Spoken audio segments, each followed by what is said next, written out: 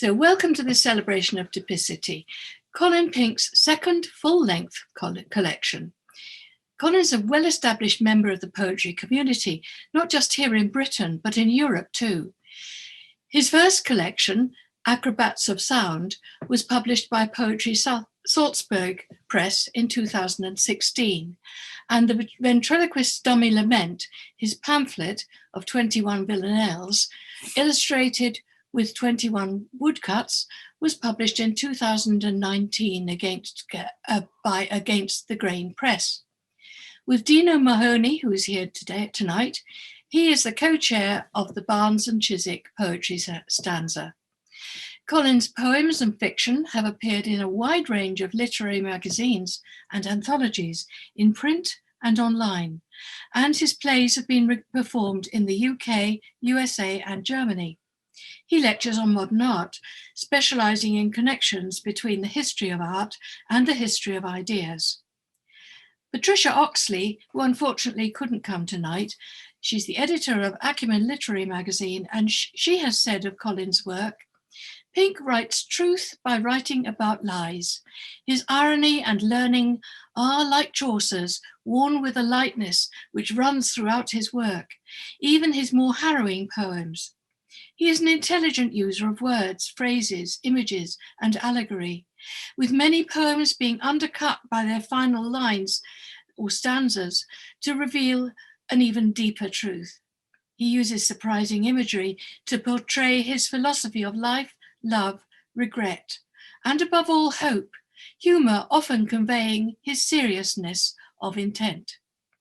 We're looking forward to hearing Colin read from his brilliant new collection, along with his two highly accomplished guests, Abigail Morley and Grevel Lindop, to whom we offer a special welcome and thanks for coming tonight. I'll hand over now to Colin without more ado. Colin. Thanks very much, Janice. Thanks for that introduction. And I want to, at the outset, say thanks for publishing the book. And I just want to remind everybody that if it wasn't for people like Janice, who go to all the effort of publishing other poets' work, there would be no voice for poetry in the UK. So well done, Janice, and thanks very much. I thought I'd start off by saying a little bit about the book, Typicity, which, if anyone hasn't seen it, looks like that. It contains poems that have been completed between about 2015 and the early autumn last year. So it contains about 5 years' work. Several of the poems had a very long gestation period, so the first drafts date well before then. And the book is roughly divided or grouped into 3 sections. The first part is personal poems, poems of everyday life. The second part is ekphrastic poetry based on visual art, but also music and the lives and works of writers.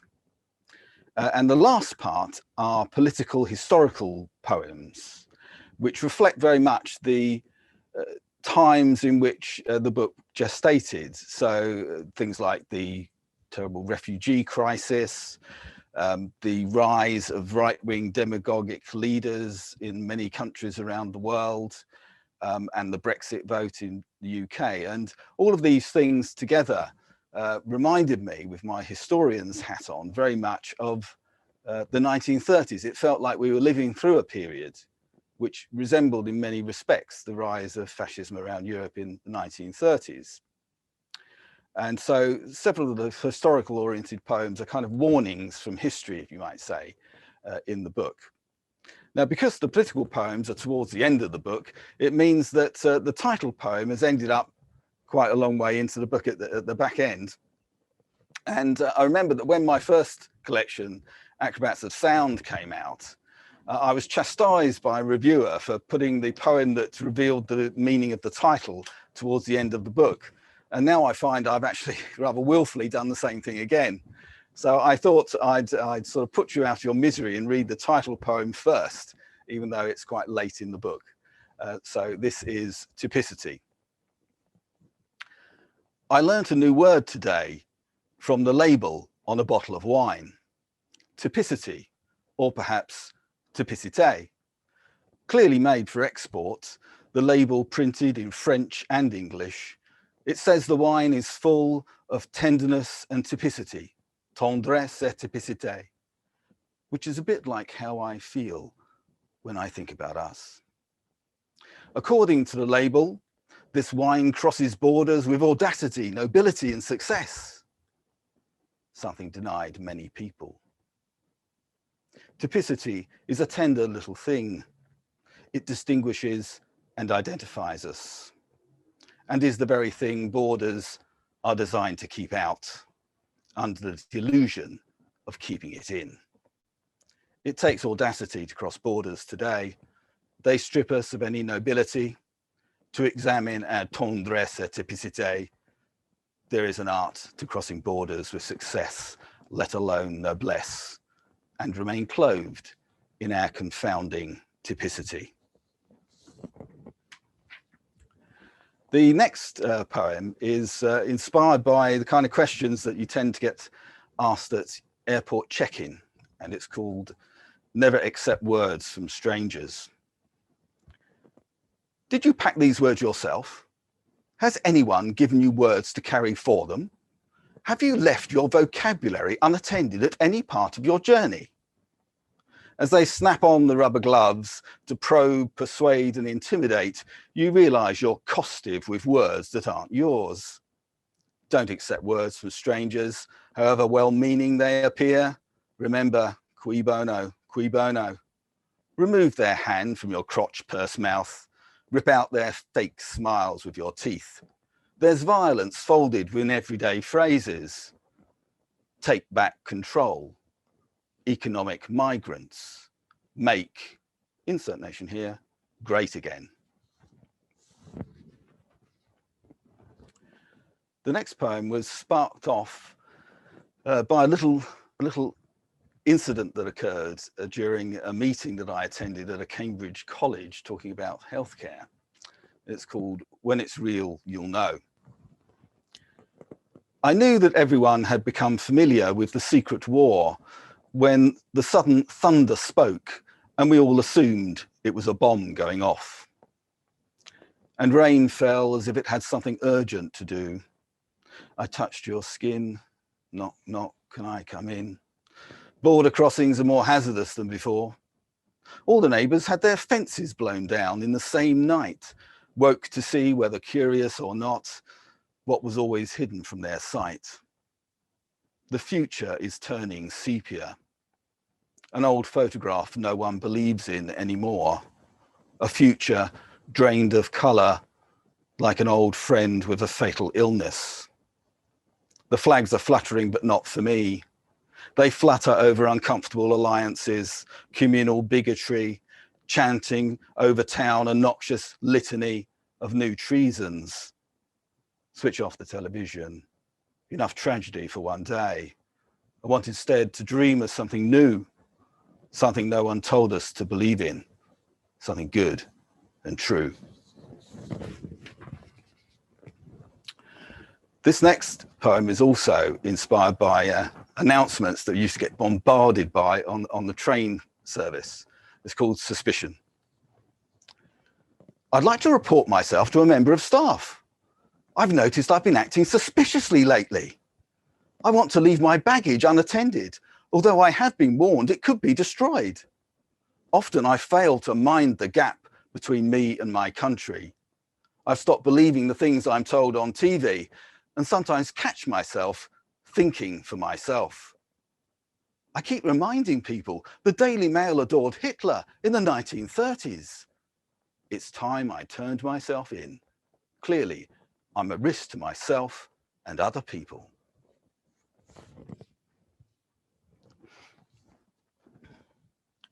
This one's called Guide to the City of Truth. Welcome to the City of Truth. We hope you enjoy your stay. Since all the lies in the world weigh more than all the truth, we have been obliged to build our city on lies. Truth is used solely for ornament. It looks good in small doses and distracts from the city's foundations. Our citizens are content walking on the paving of deceit but tend to stumble when attempting to traverse the uneven surface of truth. Our online markets, where every item is free but the shoppers are for sale, are stocked with nourishing lies, pre-packaged and ready to eat. You need to forage for the truth, which has to be soaked overnight before it is edible, and even then takes a lot of chewing. The truth is hard to swallow and even harder to digest. By now, many of our palates are so confused, we simply can't taste the difference. This next poem was originally published in Poetry News when they had a theme of poems about zoos. It's called Berlin Zoo. None of the animals knew why they were in the zoo. None of them knew why the Jewish people stopped coming. They were very ignorant and couldn't read the signs all around them. None of the animals liked the sound of the air raid warnings and were afraid of bombs landing and buildings collapsing all around. Knautschke, the hippo, barely escaped the fire in his compound. None of the animals understood why the bombers were trying to kill them night after night. Most of the animals died without knowing why they were in the firing line. When the Red Army attacked, the zoo tower was one of the final battlefields. None of the animals knew why the artillery fell on them. There were 3,175 animals in the zoo. By May 1945, there were 91 left alive. In the end, there were even fewer, since some were eaten by Red Army soldiers. When a journalist is in training, they are taught that they must include the journalistic questions in any report that they file. And the journalistic questions are remembered with a series of individual words, which is who, where, what, why, when, how. And this poem is called The Journalistic Questions. And each of the little short stanzas addresses one of these questions. So the journalistic questions. I asked the teachers what the lesson meant, but the teachers only knew the lesson was hard. I asked the soldiers who the enemy was, but the soldiers couldn't see through their sights. I asked the preachers where the prayers went, but the preachers only knew what's in the prayers. I asked the politicians when the storms would end, but the politicians only knew a storm would begin. I asked the jailers how sore the locks felt, but the jailers only knew they opened and closed. I asked the writers why they told their story, but the writers only knew they had to keep telling it. In the book, there's a sequence of short poems called Graffiti Triptych.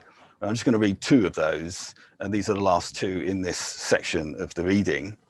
And the first one's called Beach. Someone had drawn a mermaid in the sand. I thought it a good likeness and took a photograph with my phone. Nearby, the tide had deposited the malodorous gift of a dead fish, but the mermaid didn't mind. Soon the sea would return and lick her hair clean with repeated strokes from hesitant but persistent incoming waves. And now the final poem of this sequence, Banksy. A little girl releases a red balloon. Each day I'd go past on my way to work, and there she'd be, releasing her red balloon. Reaching up to the sky, away from the dry grey steppes, it cheered me to see her, always occupied in lifting our collective spirits. I vowed to ignore any irony that might be implied, preferring the spirit of hope that pulsed from her diminutive figure, and the red balloon, which reminded me of a charming song. One day, as I passed, a council worker was busy, noisily sandblasting her off the face of the earth. Thank you very much. Thank you very much. That was a lovely reading. I know the poems, but now I know them very much better, because listening to them read always finishes the whole poem off for me. I love them. Thank you very much. They're brought to life.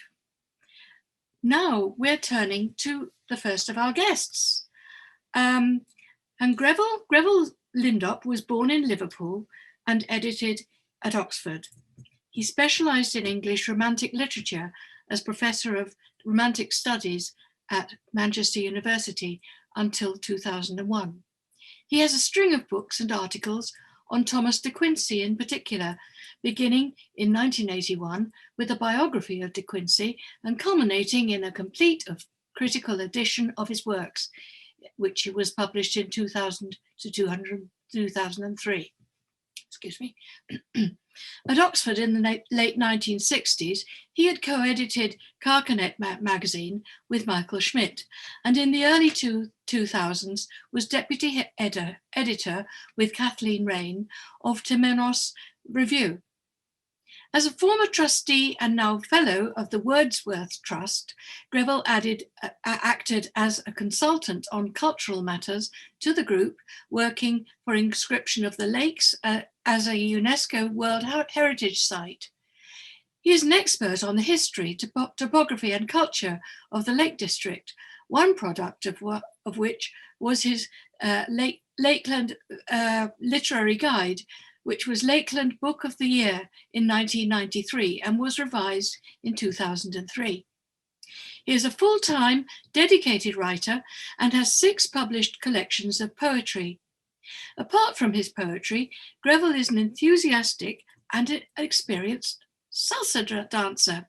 This, combined with Latin American and Caribbean travels, led in 2008 to his book Travels on the Dance Floor, an account of a journey through Cuba, Venezuela, Colombia, Panama, Puerto Rico, and the Dominican Republic to Miami, learning dance styles from local teachers and encountering dance partners and other characters in urban dance halls and clubs. Travels on the Dance Floor was a BBC Radio 4 Book of the Week and was shortlisted for the Authors Club Dolman Best Travel Book Award. Grevel has extensive video, TV and radio experience as a guest on breakfast TV, talk shows, programs on environment, culture, history of opiate use, because of De Quincey, of course, Lakeland topics and many other subjects. He read his own book on Book of the Week and has also presented on Radio 4. His work as a reviewer and his articles and essays have appeared in the Times Literary Supplement, The Guardian, The Independent, The Economist, and countless other journals. Grevel's biography of the spiritual life of W.B. Yeats, called Mysterious Wisdom, will be published by Oxford University Press in 2024. So, thank you very much for coming to join us tonight, Grevel, as we launch Typicity. I'll hand over to you. There we go. I've found my voice, which is something they're always telling poets they need to do. I'm a bit late finding mine. Thank you very much. It's a real pleasure and honour to be here celebrating Colin's new book, and I absolutely loved his reading. The economy and the clarity and wit and the shafts of irony in those poems are just beautiful. So thank you very much indeed, Colin. Janice has mentioned my travels in Cuba, so I'm going to start off with a poem about Cuba. This is Memories of a Hotel in Havana. It's called Remembering the Ambos Mundos. They gave us the room next to Hemingway's, the hotel's best view. Harbour, fortress, green, wooded slopes, right opposite our rusted balcony. Still, we'd drag the shutters closed at noon, struggling to twist the egg-shaped handle that kept them locked and stopped the wind banging them on the frames. And then we'd sleep, heat-dazed, on the hard, dishevelled bed. we banked our energies for nighttime dancing. One day, we took that other door to see his black typewriter like an upturned beetle stiff on the wooden table, with some letters, his yellowed hotel bill, photographs, cigar boxes. Going down to the lobby, the lift man said his Christian name was Stalin. Like the Russian Commandante? I asked him. Yes, he replied proudly, a great man. The policewoman outside had an automatic rifle and a rose in her hair, black lacy tights with seams. I listened for tapping at night in the next room or footsteps on the landing, but probably never heard them. Though one morning, after a 2 days storm, a rainbow coalesced, its foot just touching the white stone Christ on the ridge beyond the harbour. So from a Cuban hostelry to an English one, I don't know how many of you know Nottingham. There's a pub there called Ye Olde Trip to Jerusalem, which has a claim to be one of the oldest pubs in Britain. Most places called Ye Olde aren't really old at all, but this one is.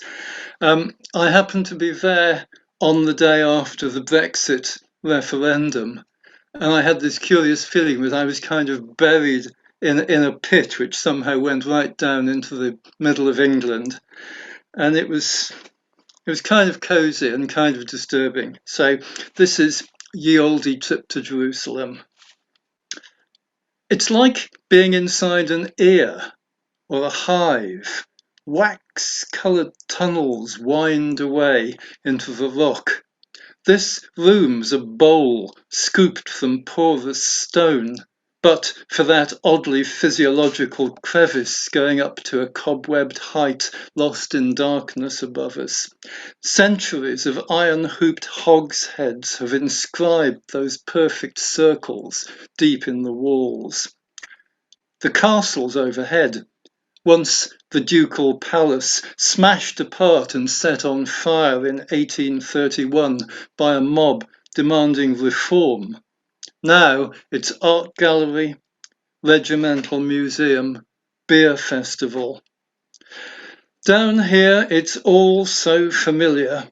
The dusty black wrought iron trim fiddling along the front of the bar, the sticky table that keeps on wobbling despite the folded fag packet someone's carefully wedged under its foot. And those voices, their subterranean hum and echo. In the next room, some bloke, rat-arsed from a funeral or a wedding, is trying to sing, "And did those feet?" This place was old when Chaucer began writing. It's where someone, Crusaders was it, or pilgrims, I can never remember, set out on their travels. Not us, though. Make yourself at home. I'll buy another. Surely we're at the exact centre of England.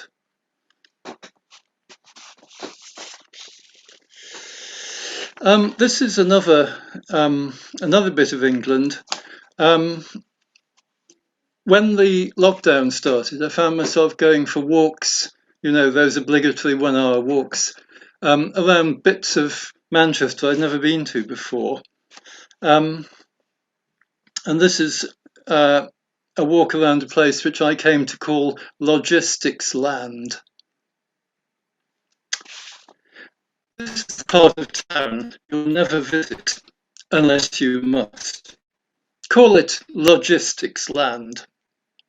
A 1/4 mile red brick wall 20 feet high has a single signboard, red letters on white. Caution, periodic discharge of water once weekly.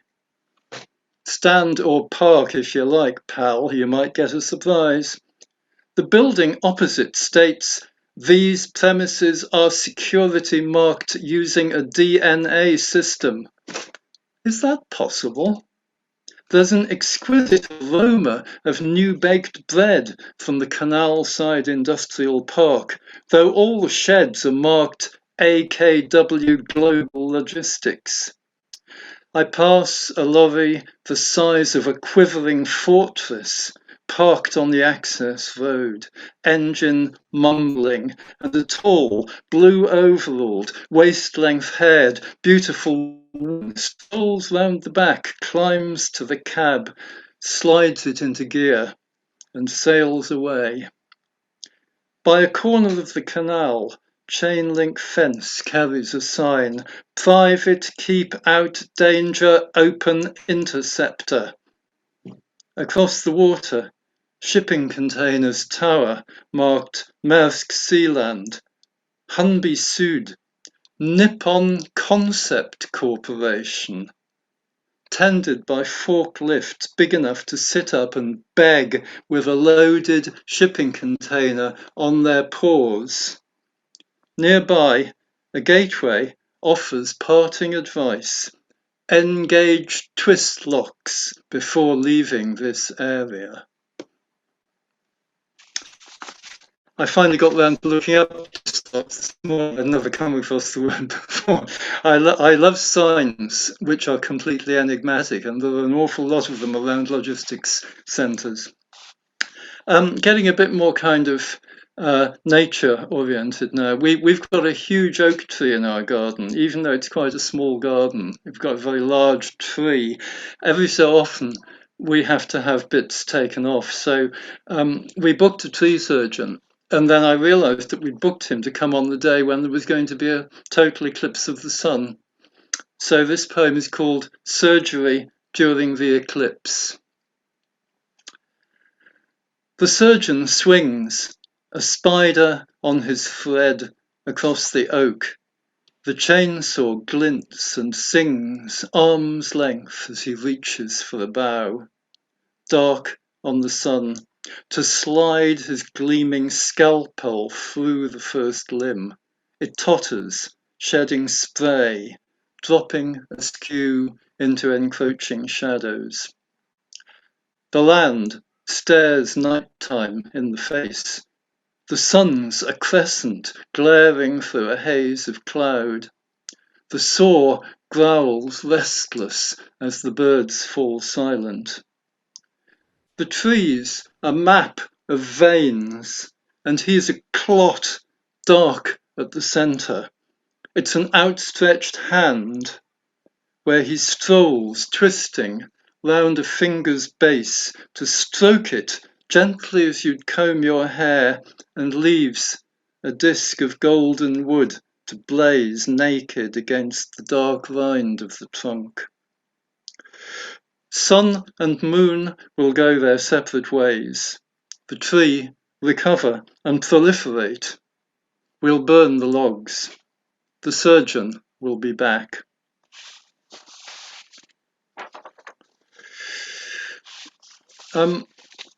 Moving a little bit further into what I suppose you would now call eco-poetry, this is a poem about the decline of the insects.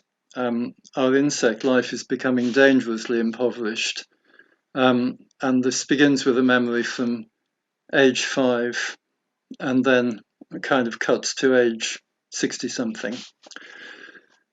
Some of you may remember deflectors of this kind. They're a very old memory for me. The Deflector. Near Beeston, in my father's ford, we plunge into the woods.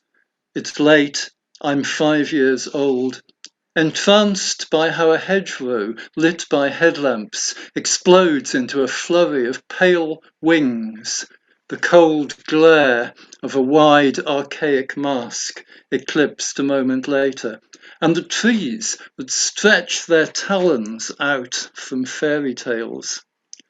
Our bonnet has a celluloid deflector shaped like a little open book, supposed to shield our windscreen from the clouds of moths that plaster themselves helpless on the glass, the fragments of a world Dad will scrape off without a second thought. 6 decades later, I drive the same road.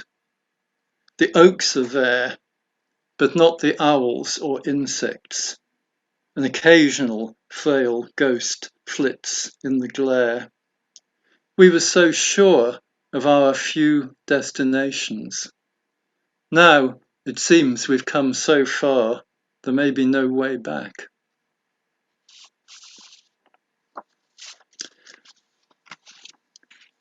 I put together recently a sequence of half a dozen poems concerned in one way or another with what you can broadly call nature, and it was only then that I discovered I seem to be obsessed with owls.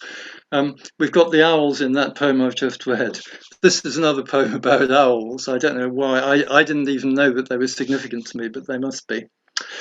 This is called Trespass, and it's set in Anglesey, where we spend quite a bit of time. Trespass.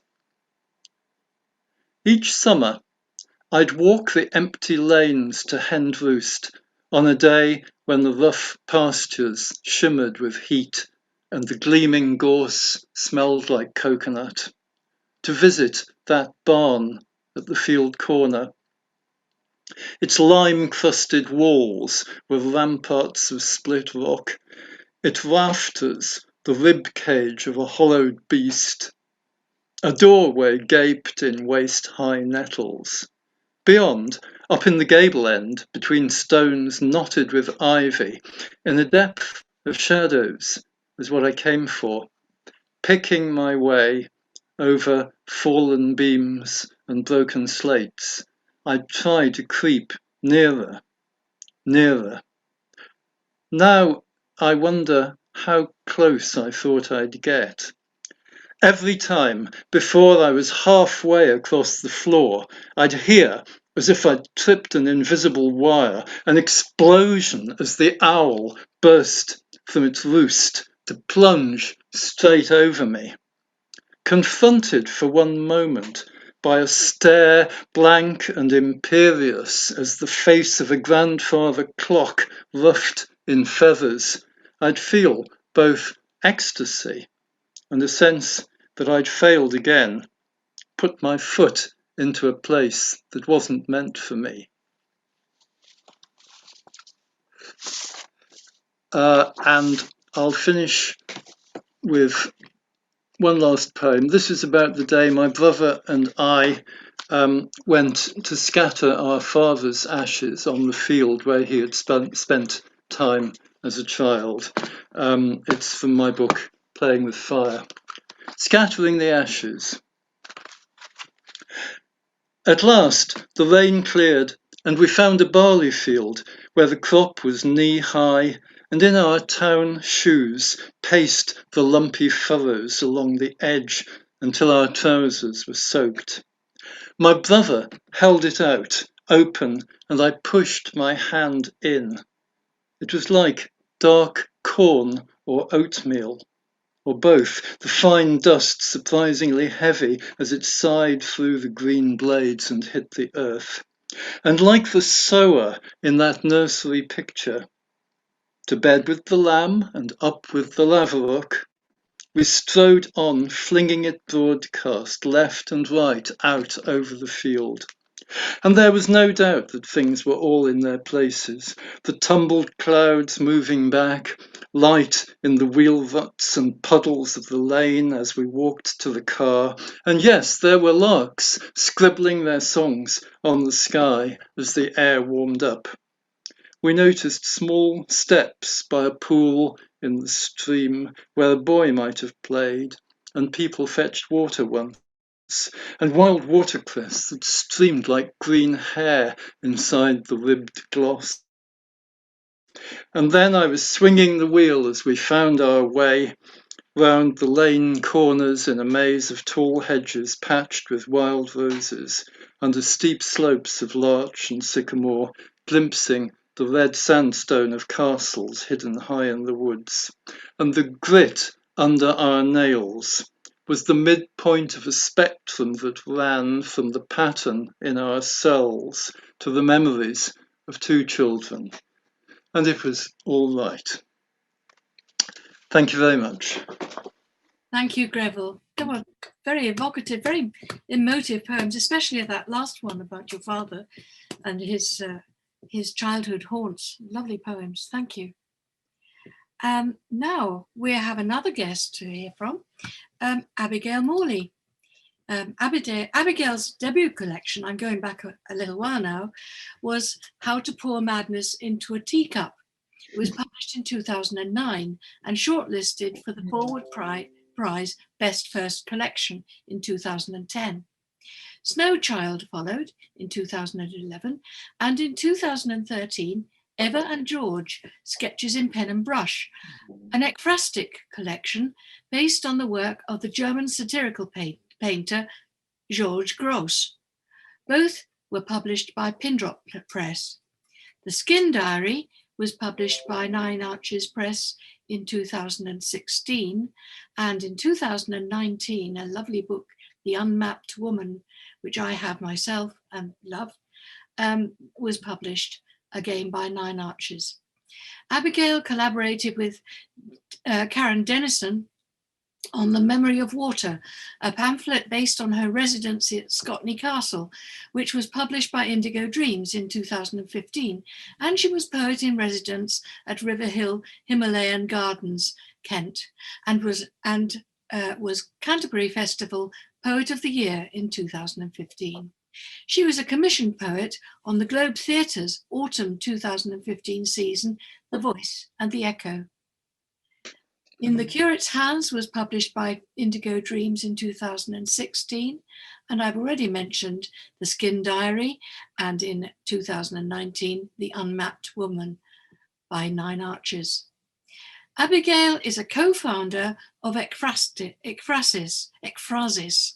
I think Dino will correct me on that, along with Emma Gillespie and Catherine Smith, commissioning poets for ekphrastic events with organisations including the British Library and the Royal Academy of Arts.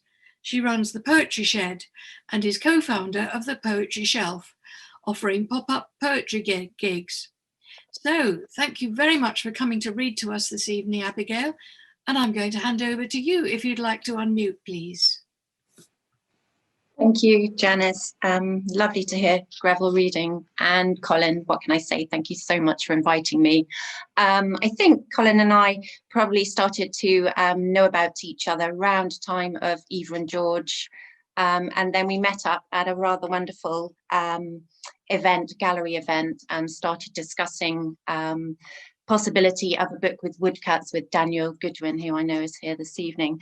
And so Against the Grain Press were lucky enough to publish that book just a little while ago. So it's really lovely to be here and see you both this evening. I'm going to read from The Unmapped Woman, which Janice has just introduced. It's a book, it isn't about loss, it's about the absence that a loss leaves behind. So the hollow that somebody has left behind becomes bigger because of the memories that you keep of them.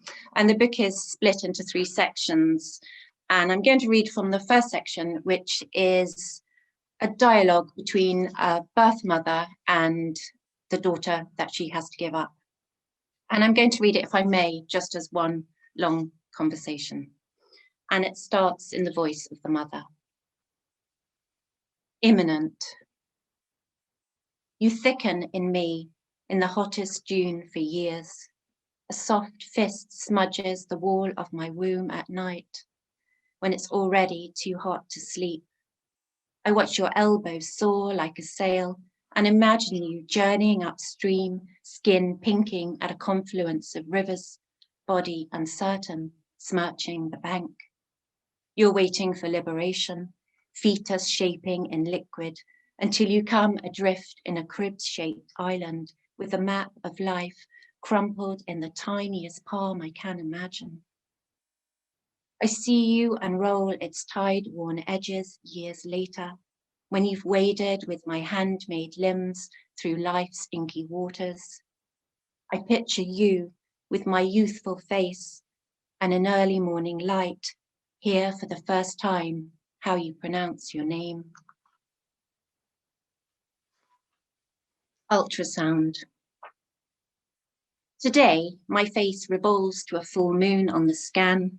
You stroke the weight of me, and I know you need 2 hands now just to gather me in. I sense the thrum of your voice oscillate through muscle and roar like a river at its mouth, ready for the swell. I want you to hear me. I don't know there's only 2 months left with you. I don't know it's not a love that lasts a lifetime or a shared one. I hear that voice of yours in my underworld through all your sleepless nights, and don't know that all the things you say aren't just to me. I don't yet know, nuzzled here in the very center of you, that I won't hear your voice on the other side. Water bulb. You grow in me. I call you petal, and your name buds on my tongue at night.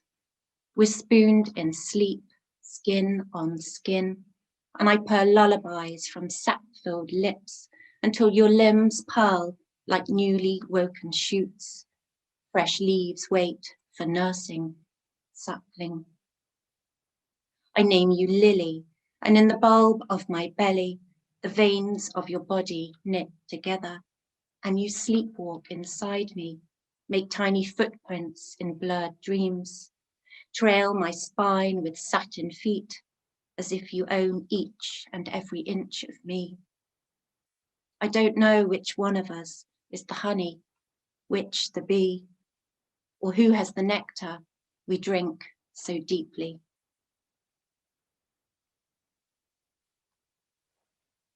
Lawn. I carry you to full term, daughter, know the twitch of limbs, the tick of your cartilage, the back road of each bone. We have sat in waiting rooms together, been checked out when we checked in. I held you in me as long as I could. The scan is just our bruising. You're rose-hipped in me, and the din of everything else is petrified on film. You will have your moment in my ambition. You will be unburnable. I know your eyes will be green. This is the first child I will make. The next one I will keep because I can. You are the one I have to let go down B roads, down rickety lanes, down tracks I cannot travel. I know you'll swab my cells from yours, but in the hush of my blood, it will find you and dulls ache, moan on tarmac outside your bedroom window. Baby. Today, I'm told to do a lap of the ward and you refuse to move. I tell them this, but they do not waver. It's as if the anesthetics already kicked in and I'm counting snowflakes down from 10 and wondering in what pattern you will fall. This is our secret, baby. And as I say this, I know you'll never know it. You are thawing, bones milky, heart valve shunting warmth through mist. Somewhere in me, you're somersaulting in a driven wind towards the exit and the waters rising. I imagine your little chin begging to be held up. No, there's an undercurrent. Some women will buckle at the knee, abandon their babies, leave them like milk on a doorstep. Baby, I want to give you more than this snapshot of your unborn self, cradled in snow's blanket on the sonographer's scan. I want to dig a hollow for your fat baby legs to stagger through. I want to be there when the thaw comes. For remembrance. I love my chosen names, zip and unzip them from my neck, as if I can reveal 2 bodies simultaneously, let down a sheath of blonde hair, only I can clamber up. I think of you, mother, registering my birth, the awkward pen slipping from your grip, the silence of the page fumbling beneath black ink. that radio song in the back of your mind, heady as jasmine. I think of you moisturizing your belly and your soap scrubbed body, and the woman who imagined her world would not be this. I think of you with your sawn off tongue, so you couldn't tell, breast stoked with milk. And I know how hard it was for you to let me go when I kicked and kicked to see daylight. And this is a final poem in the voice of the mother. Dear baby, at the end of this, there is, I feel your noisy dreams ripple through me. I whisper, am I there with you? Sometimes I taste you, roll your name across my tongue, silently savor each syllable for as long as I can. Feel your beautiful hurt each time my lips press together. At the end of this, there's morning light, virgin skin, a newness so soft we're all afraid we'll break it. I break it. Feel the stab of my accident over and over as they take you from me and you blur into the distance, backsliding from my life. I wonder when they slip the hospital tag around your miracle ankle, if they will say your name aloud so the whole ward hears and people clap like heavy rain and someone, just one person, holds you to their body so tight it's like a whole night's rain is pooling in their arms. Thank you for listening. Abigail, that was such a moving reading. Thank you. Thank you very much. Loved it.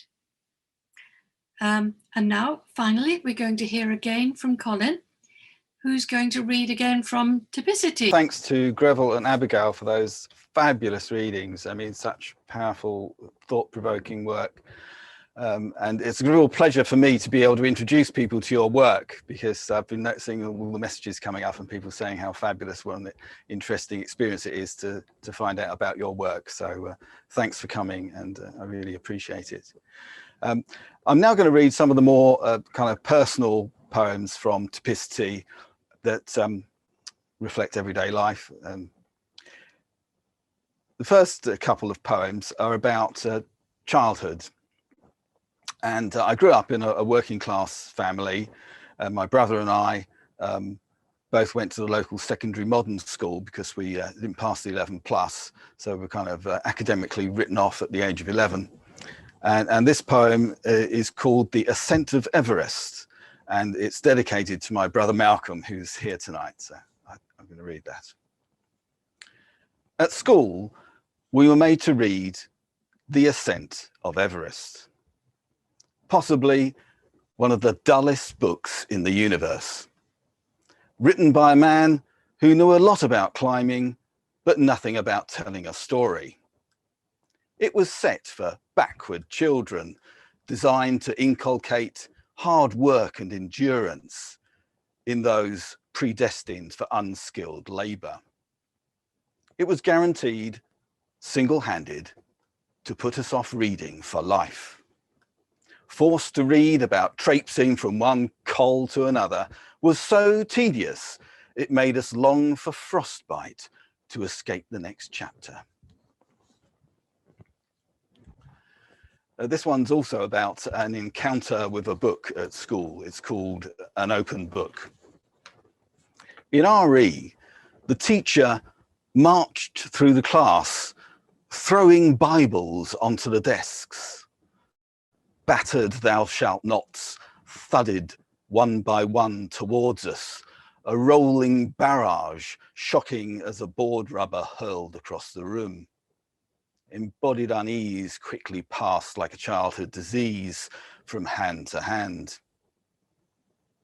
These Bibles were illustrated with pictures filched from the common store of religious art.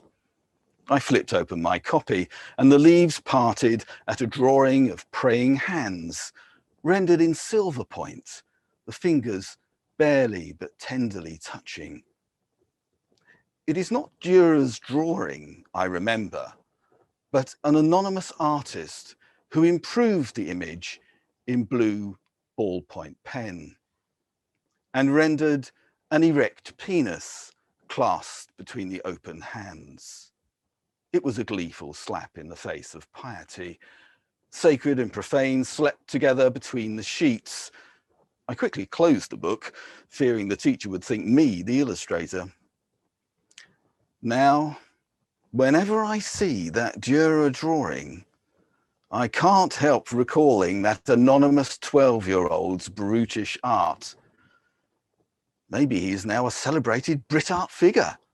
His talent to shock, curated and celebrated, no longer given free.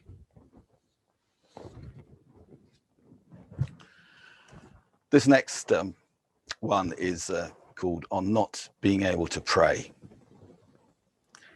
In a dingy church in a foreign town whose name I've forgotten, I lit a candle. Drawn by the flames, even though I don't believe, I lit a candle for you.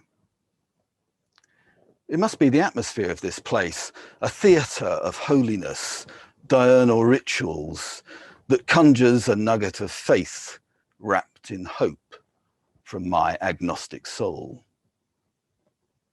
The stones around me are soaked in prayer.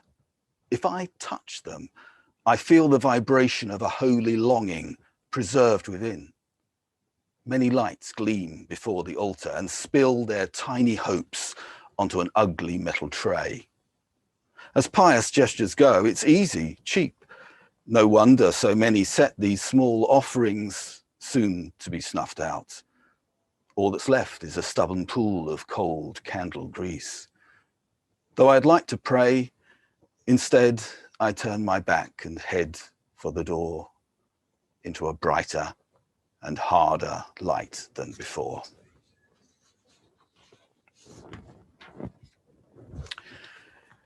Often when you go around a cathedral, they have a treasury where they kind of put the old reliquaries and other knickknacks of religious art in these treasuries, and this poem is inspired by that. It's called Relics Requiem.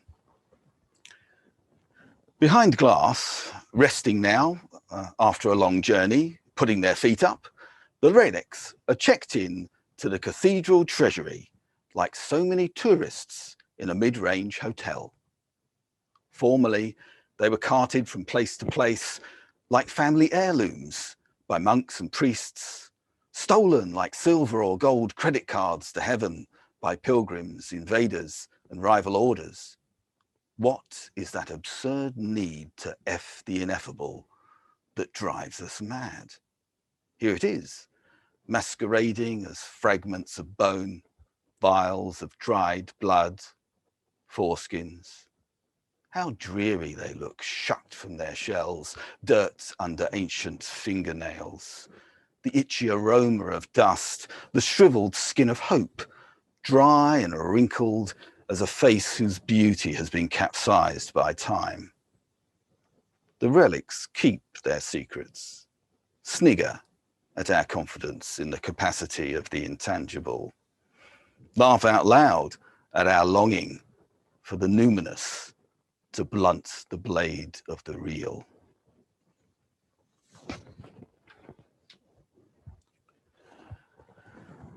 During the period that I was writing the poems in Typicity, no fewer than 4 people very close to my heart all died.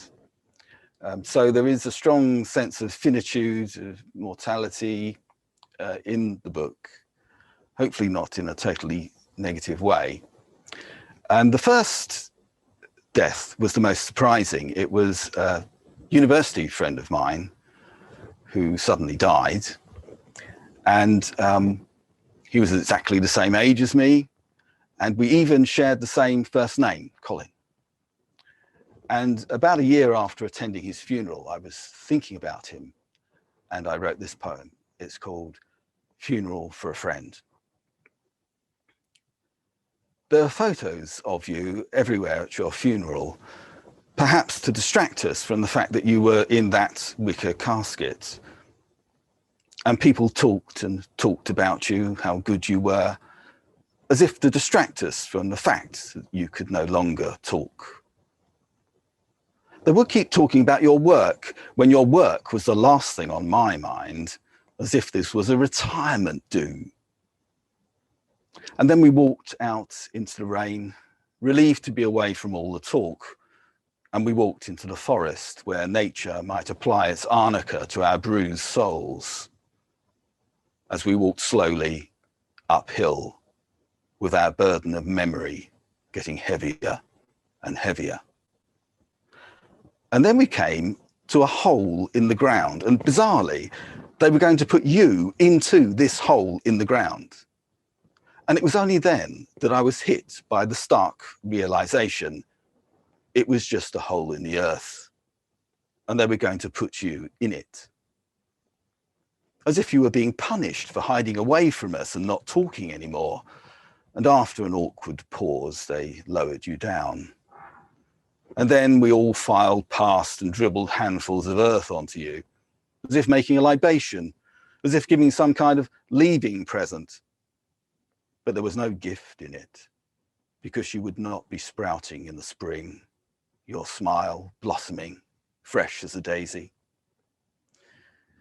Then we went back to the centre, and being English, drank tea, though frankly I could have done with something stronger. And we ate a surprising amount, as if to fill a void bigger than hunger. And we talked, as if to fill a silence that was too painful to listen to. I remembered when we were at university together asking you, what's your favourite thing? And you said, sleep, falling asleep. And now, 1 year later, my macabre mind can't help wondering what it's like down there in your hole in the ground, in the forest. Reality pulls an ugly face. It's unwise to gaze at too long. I tell myself you've gone on a long holiday and have forgotten to send a postcard.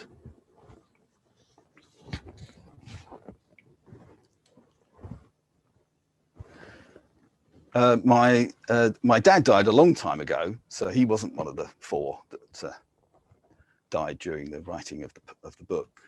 But I still often think about him, and this poem is about him. I think we carry the dead around inside us to some extent, and hopefully as a kind of friendly presence. And this poem is called Incarnated. Now that you are nowhere, I find you everywhere. You whisper in my ear when I least expect it. I see your face in my mirror, hear your voice in my words. And look, you've even inhabited my lopsided smile. When will it be time for us both to take a break? I know you won't say. I never took your advice, and you never gave it. How wise you were. I didn't notice at the time, mistaking silence for stupidity. I was always too slow on the uptake and still lag behind after all these years. Every witty riposte lands on my tongue too late. First thoughts are often forgotten, too fleet or cunning to be caught in the snare of language. Second thoughts are paltry, seeding confusion in a mind overgrown with the invasive weeds of others' ideas. So many voices, each insists it is right. But tonight there is no debate. Just the long open arms of love, stretching, stretching, stretching, waiting for us to run into them.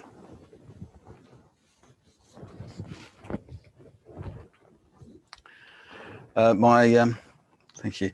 My mother died almost 2 years ago now.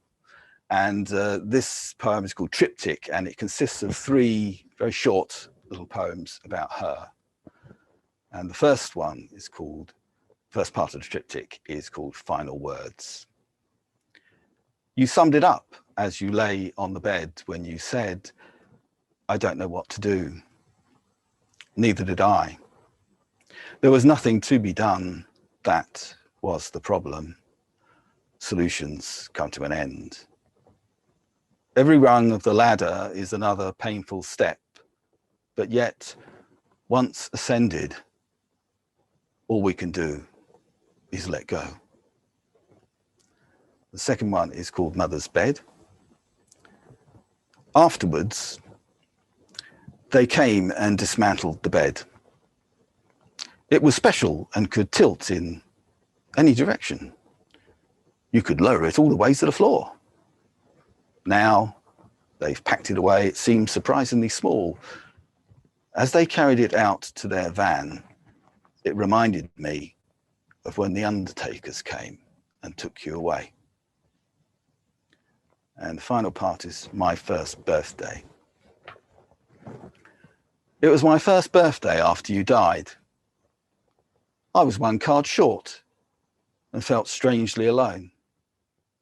After all, your birthday is a memorable event for your mother too, not easily forgotten. Now I'm taking some fresh, tottering steps into a world without that familiar safety net. And this is the last poem that I'm going to read from the collection. It's, I thought I'd change the mood somewhat at the end, and it's an ars poetica. It's a celebration of the art of poetry, and it's also a homage to a poet I particularly admire and enjoy reading called Jack Spicer, an American poet who sadly died at the relatively young age of 40 from alcoholism. And it incorporates references to him and his kind of style of poetry, really, in the piece. And I nicked the title of the poem from an essay by Sigmund Freud called Analysis Terminable and Interminable, about the difficulties of concluding psychoanalysis. And so I've called the poem Poetry Terminable and Interminable. The poem isn't over. It tracks your every move, changes of address, new jobs, new friends. It's always on your trail. At night, it grips you tight, wraps itself around your hip, fills your dreams with false memories, laughs itself to sleep. The poem won't give up. There are butterflies in the poem. Of course there are. Beautiful butterflies, real ones, symbolic ones, butterflies that secretly believe they are lost souls, seeking the taste of the perfect petal, alighting on the mind, evading the hunting net of neurons. The poem isn't finished. It deals from a crooked deck, releases the wild horses of long disguised desire, tramples your careful garden, hangs on the note like Charlie Parker, clinging to the cliff edge. It is the needle in the vein, the viscous cling of spirit to the glass, the embrace that never parts, riffing from one mind to another, smuggled through customs, hidden in a bouquet of dendrites, levitating from one body to another. The poem never rests. A command module, taking off, intent on return to the mothership. A sunspot on the lens of the mind, a burnt cornea. The poem never ends, it just pretends. Crowd surfing its way over the audience, skimming the surface tension of multiple reception. An interminable heavy metal drum solo, an unfinishable riff from a guitar hero, a jazz solo with no resolution, stranded in a sonic elevator, late for an appointment with eternity. With the scaffold of desire, the drop of the heart, the fire in the veins, the electricity in the wire, the dance of the deranged, the podium of false starts. The poem is never over, even after you put it away, its slim spine disappearing, slipping onto a shelf, or left on the bus, or given to a friend. Still it flows around you. The poem never gives up. Thank you.